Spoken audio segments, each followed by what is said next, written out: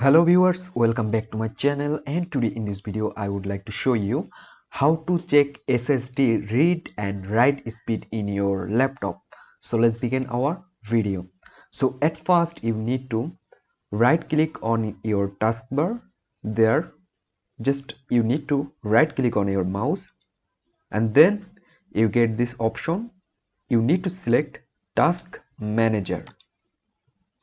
Now you can get a option. There you can see lot of option, and there have a option for performance. You can see this is performance. You just need to select this, and now there you can see disk. There have a option CPU, memory and disk, and how many disks you have, it's showing here.